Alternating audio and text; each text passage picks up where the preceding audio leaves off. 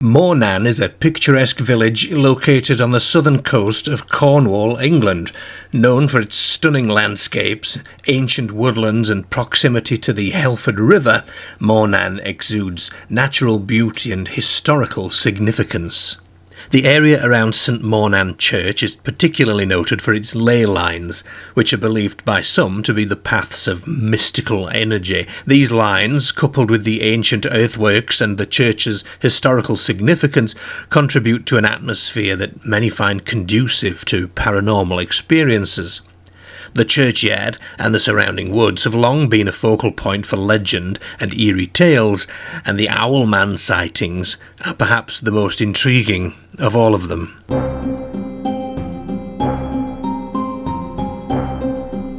On a misty Easter weekend in 1976, the quiet village of Mawnan in Cornwall was forever marked by an encounter that still chills the hearts of those who recall it.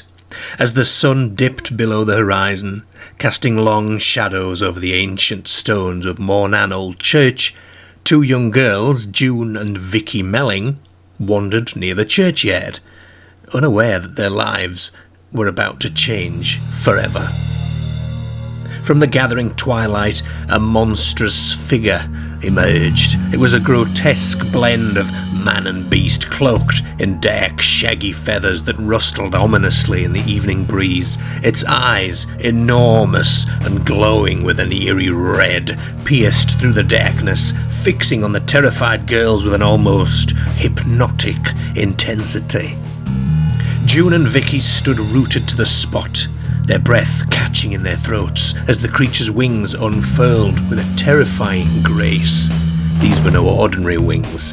They were vast, leathery appendages that seemed to stretch out endlessly, casting a shadow that swallowed the entire churchyard. The creature's head resembling a giant owl, but with a twisted, almost human malevolence, tilted slightly, as if studying them. For a moment, time stood still. The air was thick with an almost palpable fear. And then, with a sudden bone-chilling screech, the creature launched itself into the air, its wings beating with a power that sent dust and leaves swirling around the petrified girls. They watched in horror as it soared into the sky, disappearing into the encroaching darkness, leaving only their ragged breath and the distant echo of its unearthly cry.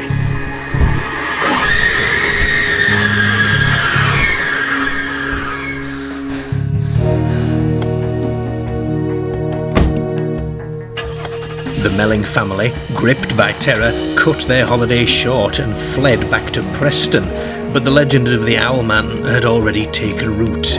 This was just the beginning. On July the 3rd of 1976, two 14-year-old girls, Sally Chapman and Barbara Perry, encountered the same terrifying figure whilst camping in the woods near Mawnan Church. They describe it as a large, owl-like figure with red glowing eyes and pincer-like feet. Their accounts mirrored the Melling sisters' experience, reinforcing the notion of this being's existence. Tony Doc Shields, a local paranormal researcher, separated the two girls and had each of them draw a picture of what she had seen. The two pictures were dissimilar enough to dispel suggestions of collusion, but shared enough points in common to be considered significant evidence. Both girls made brief additional notes underneath their pictures. Sally wrote, "I saw this monster bird last night. It stood like a man and then it flew up through the trees. It is as big as a man. Its eyes are red and shine brightly." Barbara wrote, "Birdman monster. Seen on the 3rd of July, quite late at night, but not quite dark. Red eyes, a black mouth. It was very big with great big wings and black claws. Feathers grey." The two girls agreed on most points, although Sally thought that Barbara had possibly drawn the wings slightly wrong, but Sally also described their encounter. She said it was like a big owl with pointed ears as big as a man. The eyes were red and glowing, and at first I thought it was someone dressed up playing a joke, trying to scare us. I laughed at it. We both did, and then it went up in the air and we both screamed. When it went up, you could see its feet were like pincers. Her friend added, "It's true, it was horrible. A nasty owl face with big ears and big red eyes. It was covered in grey feathers and the claws on its feet were black. It just flew up and disappeared into the trees." The next day, the 4th of July, yet another young girl, Jane Greenwood, along with her sister, saw the Owlman, and Jane described what they saw in a letter to the local newspaper. It was a Sunday morning, and the place was in the trees near Mawnan Church, above the rocky beach. It was in the trees, standing like a full-grown man, but the legs bent backwards like a bird. It saw us and quickly jumped up and rose up through the trees. My sister and I saw it very clearly before it rose up. It had red slanting eyes and a very large mouth. The feathers are silvery grey, and so are his body and legs. The feet are big and black, like crab's claws. The Owlman seemed to disappear around 76 as quickly as it had appeared, but then in 78, a 16-year-old girl saw a monster like a devil flying up through the trees near old Mawnan Church, and on August the 2nd, 3 young French girls also saw him near the church. They were frightened by something very big, like a great big furry bird. It was white, with a gaping mouth and big round eyes.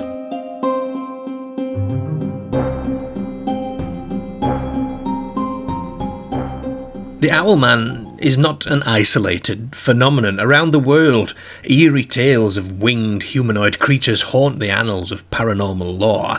One of the most famous, of course, being the Mothman of Point Pleasant in West Virginia. First sighted in 1966, the Mothman was described as a tall, dark figure with large glowing eyes and huge wings. Like the Owlman, it was often seen around an old structure. In this case, it was then an abandoned TNT plant. In Hythe, Kent, in England, there is the tale of the Hythe Mothman, as it has become known, sighted in 1962. This is where John Flaxton and his friends encountered a headless, winged creature near Sandling Park. They described it as human-sized, completely black, with bat-like wings and webbed feet. This creature appeared after they had observed a strange, hovering light that seemed to follow them. And you can watch a video about the Hythe Mothman on my channel, funnily enough. I'll put a link to that in the description of this video. In Freiburg, Germany, there is the tale of the Freiburg Shrieker, a monstrous winged entity that's said to have driven miners away from their work with its blood-curdling screams in the 70s. Miners described it as having a humanoid shape with large bat-like wings, and its presence was enough to halt mining operations because of the fear that came with it. Similarly, in Latin America, the legend of the Lechuza, a witch who can transform into a giant owl. It shares striking similarities with the Owlman. The Lechuza is said to have large glowing eyes and an imposing wingspan, much like the descriptions of the Owlman. In Russia, Mothman-like sightings were reported before the 1999 apartment bombings in Moscow. Witnesses described seeing a large, dark figure with glowing red eyes again, and wings eerily similar to the Mothman and Owlman reports. Even in recent years, there have been numerous reports of a Mothman-like creature in Chicago. Since 2017, dozens of witnesses have reported seeing a large flying humanoid with glowing red eyes around the city, particularly near Lake Michigan. These sightings have drawn significant media attention and sparked widespread speculation about their origin and nature. In Mexico, during the 2009 swine flu pandemic, residents in the town of La Junta claimed to have seen a creature similar to the Mothman, which they referred to as the man-bat. This creature was described as having a humanoid shape, large wings and, you guessed it, red eyes. These sightings coincided with the outbreak, leading some to believe that the creature was an omen of the coming pandemic.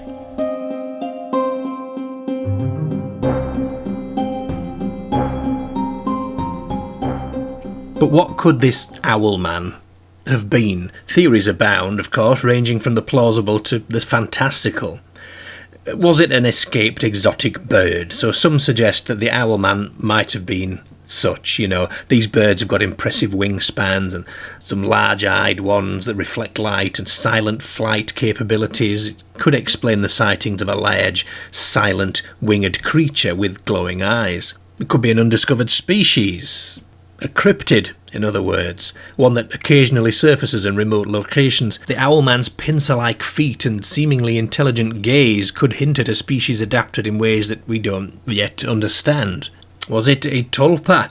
Some speculate that the owlman might be one of these, an entity created by intense human belief and imagination. Tibetan monks claim to be able to create tulpas, and this concept suggests that the collective fear and fascination in Mawnan might have given rise to a physical manifestation of the owlman, a being born from the depths of human consciousness, as it were. But why would you be afraid of the owlman before you had seen him? What about folklore and that old favourite, mass hysteria? The psychological impact of local folklore and media coverage cannot be discounted. Stories of strange creatures can create fertile ground for imagination, especially among young people. The power of belief, fear, and the human tendency to see patterns in random phenomena might explain the persistence of the Owlman legend. Tony Doc Shields, who was instrumental in publicising the Owlman, has been accused of fabricating the sightings for attention. His reputation as a self-professed charlatan lends some weight to this argument, and he was also involved with this Loch Ness Monster photo, which again is claimed to be a fake by some quarters. If you asked me if I faked the pictures of Morgan and the Loch Ness Monster, I would have to truthfully reply to you, no, I did not fake them. We have to be open to these things to make oneself kind of vulnerable to bizarre occurrences. And get drunk a lot of the time. It's amazing what you can see when you've had a few pints. More speculative is the notion of the Owlman as an interdimensional being or an alien entity. The glowing eyes, strange behaviour, and sudden appearance and disappearance could support the idea of a creature that exists beyond our normal perception of reality, slipping between worlds or dimensions. This theory is often linked with sightings of similar creatures around the world, suggesting a connection to a broader paranormal phenomena. From an evolutionary perspective, the concept of a humanoid being crossed with an owl raises some intriguing questions, doesn't it? Whilst such a creature is not supported by current scientific understanding, speculative evolution allows us to at least consider possible advantages that such a hybrid might possess. It certainly would have had enhanced vision, wouldn't it? Owls are known for their exceptional night vision. It's a significant evolutionary advantage for a nocturnal predator, for example. Silent flight. Again, owls have specialised feathers that allow for near-silent flight, which enables them to approach prey undetected. A humanoid with this ability could move stealthily, avoid detection by both prey and threats. It could be advantageous for hunting or evading predators. Owls also have acute hearing, capable of detecting the faintest sounds, and this trait would be beneficial for a humanoid, providing heightened awareness of its surroundings and improving its ability to locate prey or avoid danger. The talon-like feet would be good for grasping prey, wouldn't they? Powerful wings for flight and a sharp beak could all serve as effective tools for survival, although a beak wasn't specifically mentioned as a feature of the face, I must point out. It might offer a territorial advantage, might be able to defend its territory using aerial capabilities, for example. It could patrol much larger areas than it could on foot. And while all these speculations are purely hypothetical, of course, are not grounded in any biological principles that I'm aware of, they do offer an interesting lens through which to view this reported creature, don't they? The consistency in the descriptions of these entities, not only with the people who saw the Owlman, as it were, but with all the similar entities encountered around the world, it does suggest some sort of shared archetype, or perhaps a common origin, maybe. Skeptics, of course, offer more mundane explanations, don't they, usually in the form of misidentifications or jokes and psychological phenomena. One prevailing theory is that the reports were the result of hoaxes or fabrications. It could, of course, be a misidentification, it could be the eagle owl or the great grey owl, perhaps, and in low light conditions, the brain could easily misinterpret these characteristics, especially if you're, surprised by it as you're walking through a spooky environment. And the old church does have dense woods and spooky buildings, it's remote. It provides an ideal backdrop, really, for eerie experiences. Natural elements like mist and shadows and the sounds of wildlife can enhance the feeling of unease, and it can lead to misinterpretations of ordinary events. Of course, there is a critical point, isn't there, here, and that is the lack of any physical evidence to support the existence of this creature at all. There's no feathers, no droppings, for example, no biological material was found. Without tangible proof, the case is just anecdotal, isn't it? It's from personal testimony, and it's inherently unreliable. But it's still intriguing, isn't it? What about its behaviour? What about this head tilt, where it studied them for a moment before taking off? That to me suggests it was analysing them. Was it trying to decide if they were a threat? It's definitely a sign of intelligence, isn't it? But is this perceived intelligence, or is it evidence of actual intelligence? It's hard to say, isn't it? It might have just been the girls projecting human traits onto an animal behaving unnaturally in its own environment. Or it might have just been a gigantic owl guy. I mean, who knows? It's a strange world, isn't it? What do you think of this one? You let me know in the comments below, please. And I'm quite interested to hear about your own stories too. And I wonder if you're interested in hearing about my personal encounters with the weird. Let me know in the comments. Hit the like button, please. It's the thumbs up button in the corner. And subscribe to the channel if you haven't already done so. And share this video with your friends and all that good YouTube stuff. And don't forget, if you haven't seen it yet, you can watch the Mothman of Hythe video here. Bye for now.